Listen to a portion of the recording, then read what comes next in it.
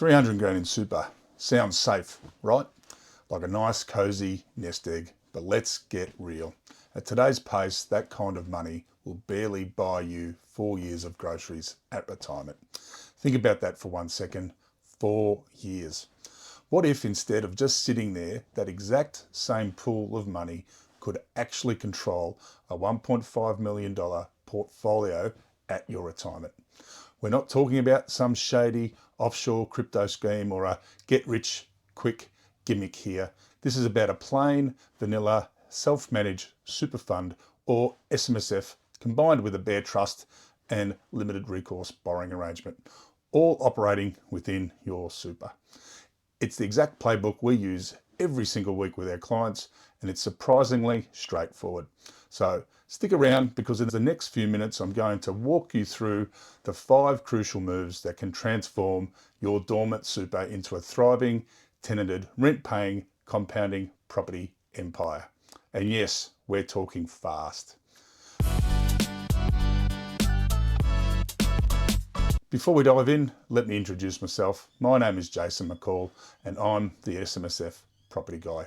This is your channel for straight up, no nonsense SMSF talk about using your super to invest in property. Help us out, hit that subscribe button, give this video a like, and share it with a mate who might need some help with SMSF property. Stick around to the end to hear how you can get your free super investment property strategy session to see if you can set up an SMSF and add a property to it. Alrighty, you know the drill. Most industry and retail super funds out there park a hefty 70% of your hard-earned money in shares. Now, don't get me wrong, shares are fine. They have their place in a diversified portfolio, but here's the kicker. They don't let you add value. You can't leverage a share, you can't gear it up to amplify your returns, and you certainly can't time a property cycle to buy low and sell high. You're essentially a passenger hoping for the best. Meanwhile, imagine your super fund investing directly in property. Property held in SMSF, particularly in current growth markets like regional Victoria and central Queensland, have quietly averaged a solid 7 to 10% a year over the past decade, and that's just the capital growth. On top of that, you get the power to borrow against it, leveraging your initial investment significantly. It's completely a different ballgame. One trustee I spoke to just last month summed it up perfectly and said, "I finally feel like I'm driving my own retirement bus instead of being tied to the back seat of a fund I can't even name, let alone control." That feeling of being in the driver's seat, that's what we're talking about. It's about taking your financial future into your own hands rather than leaving it to a faceless fund manager. So what exactly is this SMSF thing? At its core, an SMSF is simply a trust structure that up to 6 members, usually family members, can run yourselves. Think of it as your very own private superannuation fund. You become the fund manager, the property manager, even the banker, all while operating within the clear guardrails set by the ATO. It gives you an incredible amount of power and flexibility that traditional super funds simply can't offer. The real magic ingredient, the secret sauce if you will, is something called an LRBA, or a limited recourse borrowing arrangement. This isn't just any home loan. An LRBA is specially designed to keep the bank away from your personal SMSF assets. If, heaven forbid, the loan sours and things go south with an investment property, the lender can only come after that specific property. They can't touch your family home, your beach shack, or any other personal assets you own in or outside of the SMSF. It's a crucial layer of protection that makes property investment within super much safer for your overall financial position. What are the setup costs for this powerful vehicle? Well, we budget around $1,500 for the SMSF setup and corporate trustee, which acts as the legal entity running your SMSF, including your trust deed. And finally, around $1,000 for the bare trust company, which is the entity that holds the property on behalf of your SMSF under the LRBA structure. So your total day one pain is less than a bargain Asian holiday. So here's a bonus. These setup costs by your SMSF fund and generally tax deductible, making them even more palatable. It's a small investment for the immense control and potential growth you gain. Okay, let's break down the exact blueprint. These 5 key steps to making this all happen. Okay, step 1, foundation and building your war chest. Your first move is to roll your existing industry or retail super fund balance into your newly established SMSF. This consolidates your retirement savings under your control. While you're doing this, it's smart to leave about 15 to 25,000 cash for liquidity within the SMSF. The cash buffer is vital for covering initial expenses, unexpected costs, or even a few months of loan repayments if needed. The remaining 275 becomes your powerful war chest, your deposit for your first property. Before you sign a single piece of paper, engage an SMSF specialist, financial planner, and tax accountant. This isn't an optional lecture, it's cheap insurance against a potential crippling $30,000 ATO fine for non-compliance. For $4,000 to $5,000, they'll ensure your property is set up correctly, that your investment strategy is compliant, and that you navigate the complex regulations without a hitch. It's an investment in peace of mind and long-term success. Step 2, leverage your deposit. Here's where the magic of leverage really kicks in. Lenders are typically willing to advance 80% on residential property inside super now, but we still recommend putting down 30 to 40% deposit to make sure your SMSF bank account starts building from day one. From our example, with 220,000 or a 40% deposit after keeping that 20,000 in cash buffer, plus enough to cover stamp duty and other purchase costs, we strategically targeting a property worth around 550,000. This means you're borrowing roughly 330,000, turning your 220,000 into an asset worth more than double. Crucially, this strategy also leaves you with a healthy $20,000 buffer inside your SMSF fund. This isn't just spare change, it's an emergency fund specifically designed to cover a portion of loan repayments and holding costs.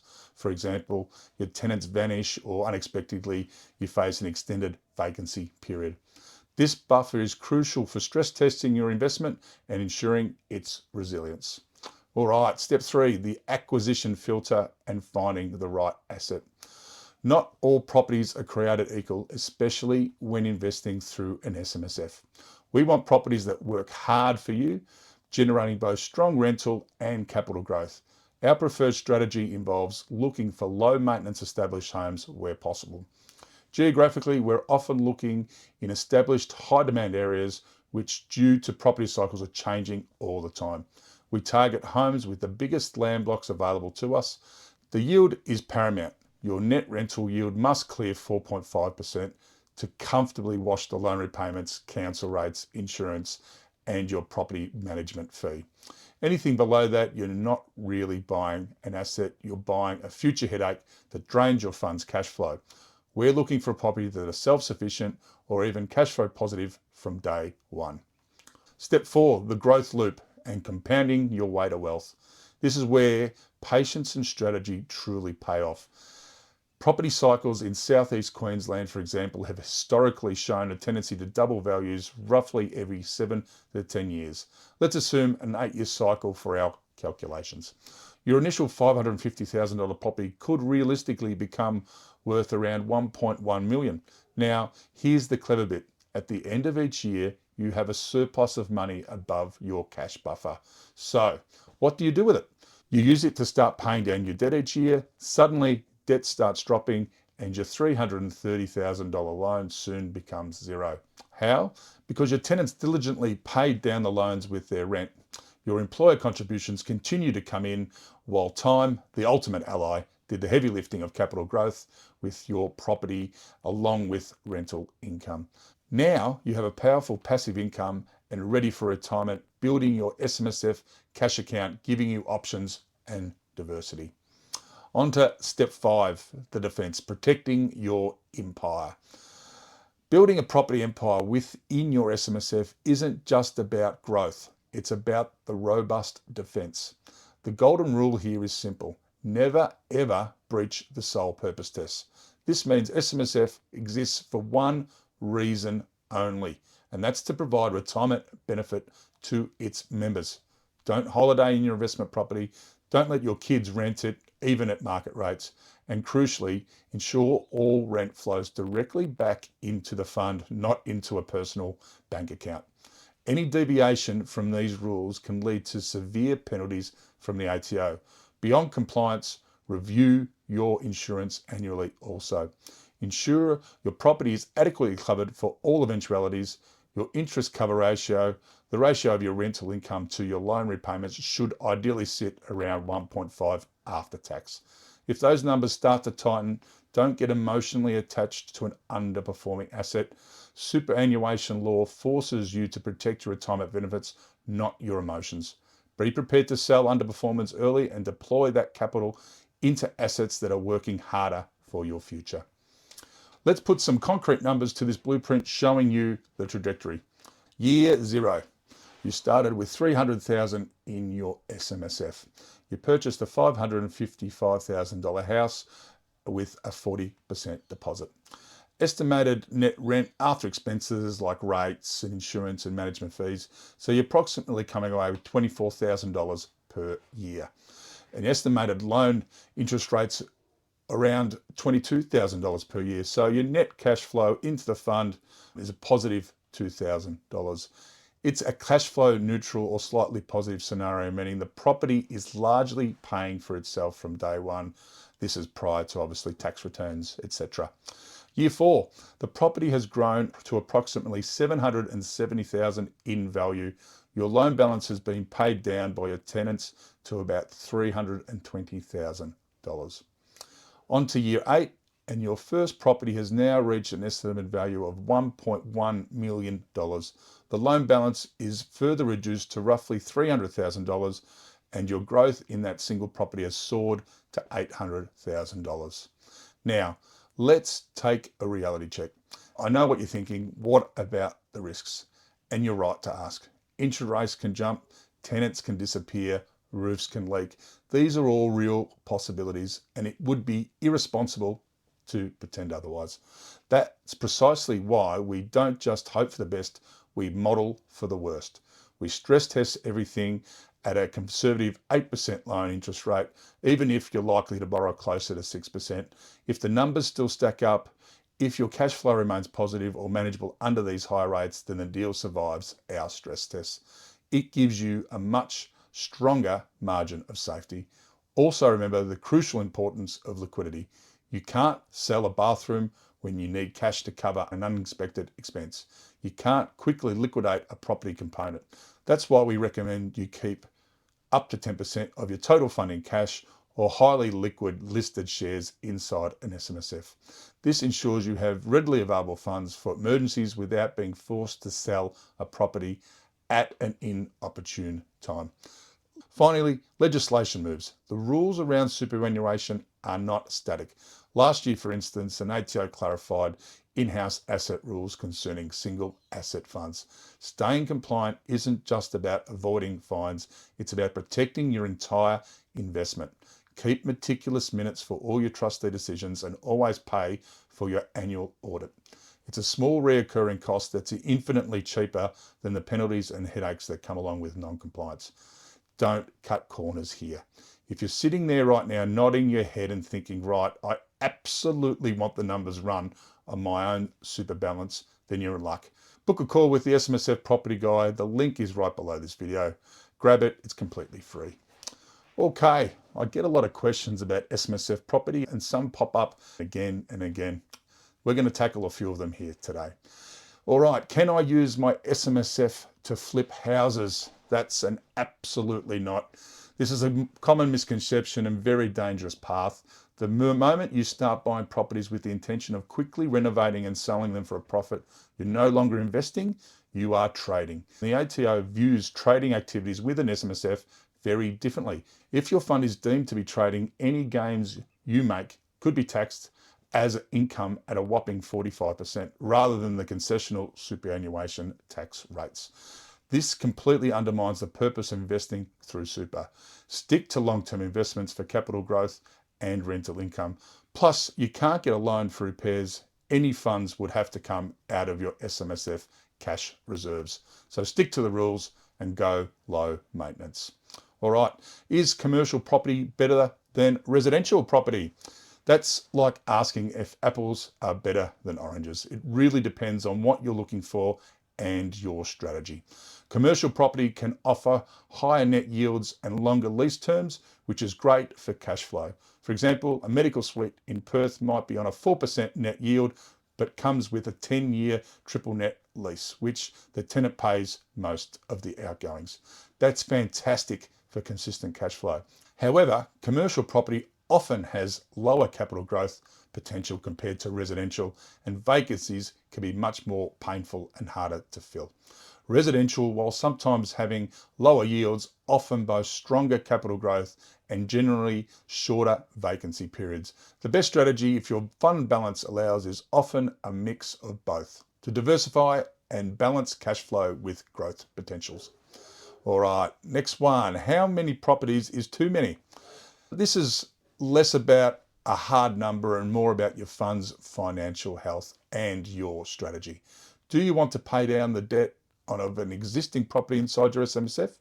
Do you want to build up another deposit and open a new bare trust and look at a second property and pay down the debts later? These are great questions and strategies that normally are addressed at the start of your SMSF journey through your financial planning advice sessions. But starting with one is definitely the cornerstone of building wealth for your SMSF and your retirement. Okay, let's just take a quick case snapshot. Let me tell you about Sarah. She's 42, a dedicated nurse in Brisbane. She started with a super balance of $315,000. She wasn't happy with her industry fund's performance, so she decided to take control. She set up an SMSF with her husband, who's an electrician, and they pooled his 120,000 super into the fund also, giving them a combined 435,000 SMSF Warchest. Their first move? They bought a 680,000 duplex home in Morayfield. It was a strategic purchase. They significantly increased their property's income potential and overall value with two side-by-side income streams. Fast forward just 4 years and the bank revalued their original site at a staggering 1.05 mil, and the combined rent not only covers all their loans but also generates a surplus of 6,000 into their fund yearly. Their retirement forecast age is now 60. A projected 2.1 mil in assets plus an additional 380,000 in shares. Not bad for a nurse and a tradie who started with zero property experience but are willing to learn and take control. All right, there's one more glaring mistake, one trap that kills most SMSF property dreams more than anything else: buying off the plan apartments marked as SMSF friendly. This sounds appealing on the surface, but it's a financial black hole. You're hit with stamp duty, often inflated marketing margins and fat developer margins, all which wipe out a good 15% of your assets value before you even get the keys. Then add a hefty 6% body corporate fee on a shoebox size apartment and you're bleeding cash from day one.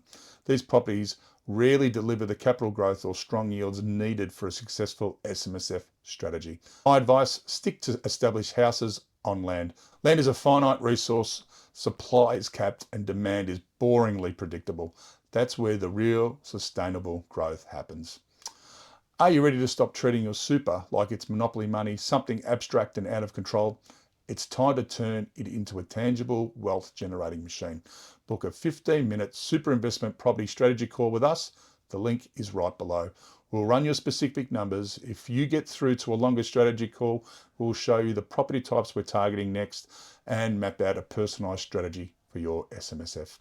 Even if you decide it's not for you right now, you'll leave with a blueprint and a clear understanding of the opportunities available. There's absolutely nothing to lose and a potential 1.5 million property empire to gain. What are you waiting for? So there you have it. The blueprint is clear. Set up your SMSF property with expert guidance. Use your 300,000 super balance as a disciplined, powerful deposit, and then acquire a real quality real estate asset.